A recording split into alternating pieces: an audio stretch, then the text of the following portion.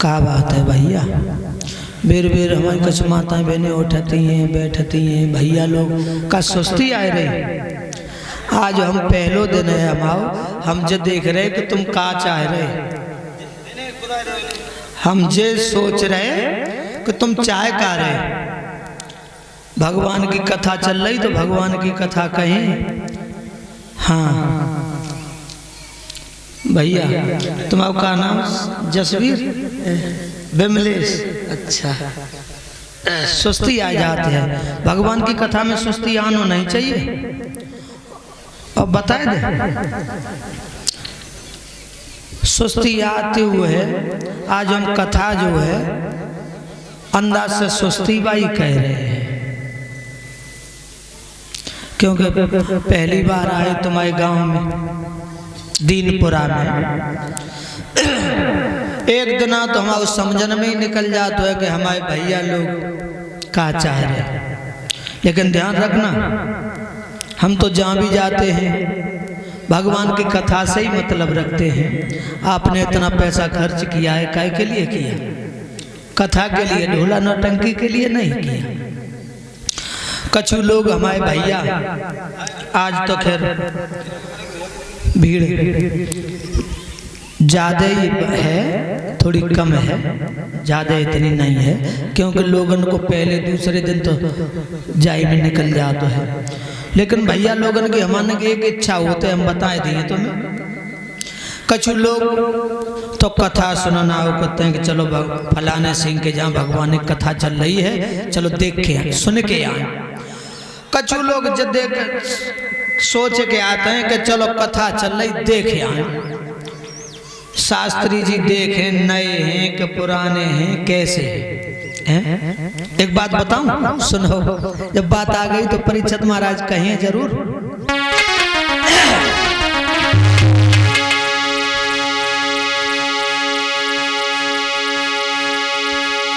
कछु लोग इसलिए आते हैं देखें शास्त्री जी कैसे, हाय मोटे या पतले,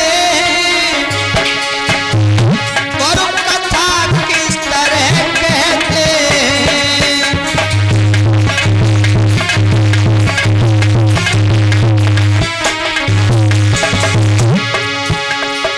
कछु बहने हमारी तासो नाराज हुए कि आज आए और सो आज शास्त्र पे तो कथा कब आई ना इनने। आज हमने माफी मांग ली मैं कथा मालिक साहब पे कि आज की माफी दे दो, कल से दो लोग संवाद से कथा सुनाओ करे हैं। क्योंकि आज की कथाएं जो हैं संवाद की हैं नहीं। प्यारे भक्तों और सुनो,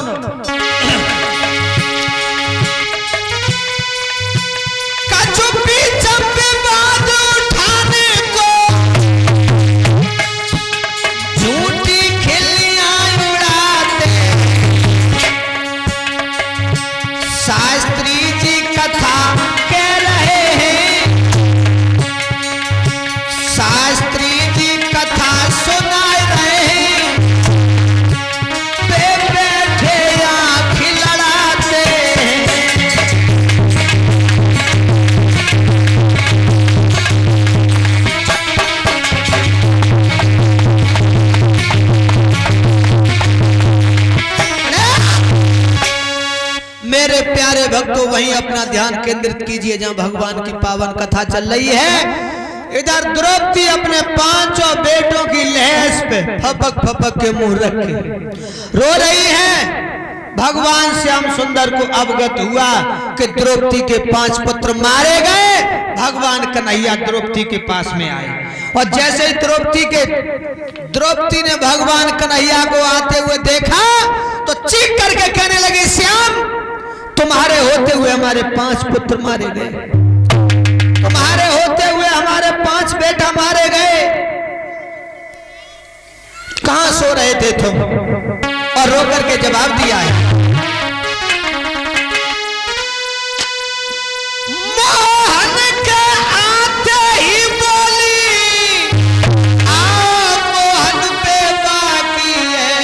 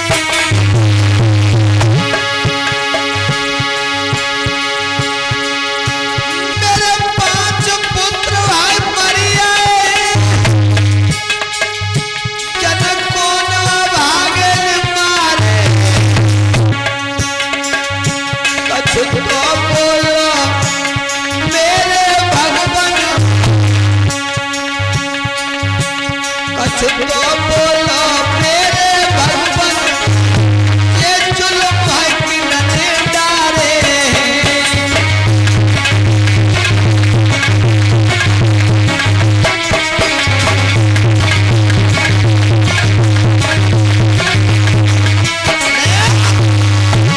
मेरे प्रिय श्रोताओ। भगवान मुरली मनोहर के आते ही द्रौपदी ने कहा कि तुम्हारे होते हुए हमारे 5 पुत्र मर गए, अब क्या तुम्हारे खेल में और कोई कमी अभी रह गई है? भगवान कन्हैया कहने लगे द्रौपदी रो नहीं, आज तुम जिस तरीका से 5 पुत्रों के लिए रो रही हो, अगर हमारी कृपा न होती तुम्हारे ऊपर तो आज तुम 5 पतियों के लिए रो रही होती। जिस तरीका से 5 बच्चों के धड़ पड़े हुए हैं, उसी तरीका से 5 पतियों के यहां मृत शरीर पड़े होते।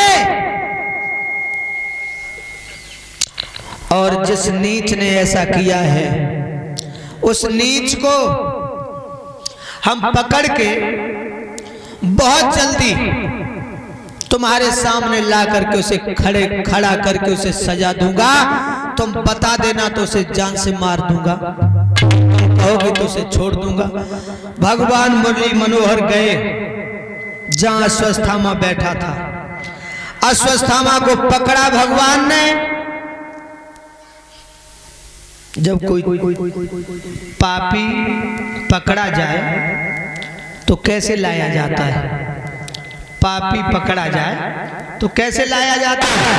भगवान ने रथ में नहीं बैठाओ, भगवान ने रथ के पीछे अश्वत्थामा को बांध लो और बांध करके अश्वत्थामा को घसीटते हुए वहीं लेकर के आए हैं जहां द्रौपदी के 5 पुत्र मरे हुए पड़े हैं। द्रौपदी रो रही है। वहीं ला करके अश्वत्थामा को खड़ा कर दिया और कहा द्रौपदी, यही है वो हत्यारा जिसने तुम्हारे 5 पुत्रों का कत्ल किया है। जिस समय अश्वत्थामा को देखा द्रौपदी ने, यही है वो नीच जिसने हमारे 5 बच्चों को मारा है। हाँ, क्रोध में आकर के द्रौपदी ने जाने क्या क्या कह दिया, जाने क्या क्या बोला, लेकिन दिमाग में झटका लगा। ये नीच है, इससे बड़ा पापी और कोई नहीं हो सकता जिसने मासूम बच्चों को मार डाला।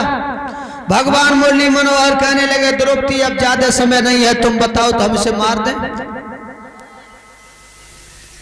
एकदम से अश्वत्थामा हाथ जोड़ करके द्रौपदी के सामने खड़ा हो गया और कहा,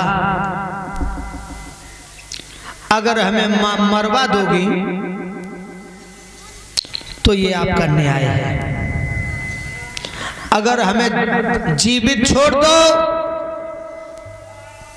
तो आपकी दया है। द्रौपदी के दिमाग में झटका लगा, अगर हम इसे मरवा देंगे तो ये गुरु का पुत्र है, गुरु हत्या लग जाएगी, हमारे बेटा 5 मरे सो मरे, अब इसे मत मारो, अब इसे मत मारो। क्यों? इस पापी को छोड़ दो, इसने जो भी किया है हमारे साथ अच्छा किया है, लेकिन अब इसे मारो नहीं।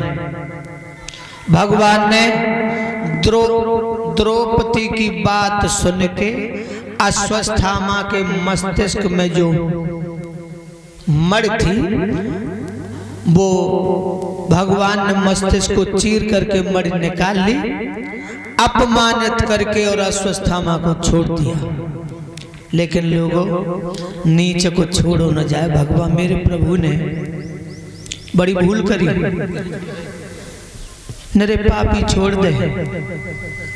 अश्वत्थामा को जब छोड़ दिया, अश्वत्थामा गया, लेकिन नीच अपनी नीचता इसे मानता नहीं है लोगों। अभी इसने दिमाग लगाया कि हम पांडवों को चैन से नहीं रहने देंगे, हम पांडवों को